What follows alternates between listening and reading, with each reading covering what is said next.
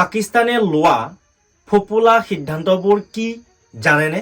পাকিস্তানৰ উপ প্ৰধানমন্ত্ৰী ইছাকদাৰ আৰু ৰক্ষা মন্ত্ৰী খ্বাজা আসিফে কৈছে যে ভাৰতে লোৱা সিদ্ধান্ত সিন্ধু জলচুক্তি বাতিল কৰিব নোৱাৰে হেনো, কিয়নো ৱৰ্ল্ড বেংকৰ মধ্যস্থতাত হোৱা এক ইণ্টাৰনেশ্যনেল চুক্তি।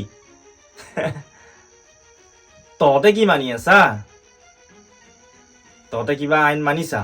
যদি ভাৰতে সিন্ধু নদীৰ পানী ৰখাব বা বেলেগ ফালে নিব বিচাৰে তেন্তে এইটো এক্ট অফ ৱাৰ অৰ্থাৎ যুদ্ধৰ দৰে হ'ব বুলি কৈছে। আৰু এইটোও কৈছে যে সিহঁতে হেনো বল লগাই উত্তৰ দিব। খাব আটা নাই আৰু বল।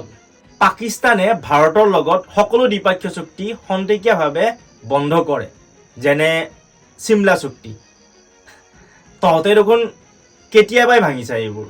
আৰু কৈছে বাঘা বৰ্ডাৰ বন্ধ ৰাখিব। চাৰ্ক ভিজা আণ্ডাৰত সকলো ভাৰতীয়ৰ ভিজা বন্ধ কৰা হৈছে আৰু তাত থকা ভাৰতীয়ক 24 ঘণ্টা দিছে পাকিস্তানৰ পৰা ওলাই যাবৰ কাৰণে। কোন যাব পাকিস্তানত? পাকিস্তানৰ এয়াৰ স্পেচ ভাৰতৰ কাৰণে বন্ধ, অৰ্থাৎ পাকিস্তানৰ আকাশ মাৰ্গেৰে ভাৰতৰ উৰাজাহাজ উৰিব নোৱাৰে। আৰে ভাই, 10 টকাৰ ঠাইত 11 টকা যাব। তাত কি হ'ল? কি যাব ভাৰতৰ? গেউইছে। আৰু শেষত পাকিস্তানীয়ে হেনো ভাৰতৰ লগত সকলো বেপাৰ বাণিজ্য বন্ধ কৰিব, লগতে থাৰ্ড পাৰ্টিৰ জৰিয়তে হোৱা বেপাৰ বাণিজ্যও।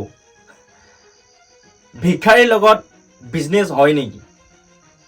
ভিক্ষাহে দিয়ে। একগোট হ'বৰ হ'ল।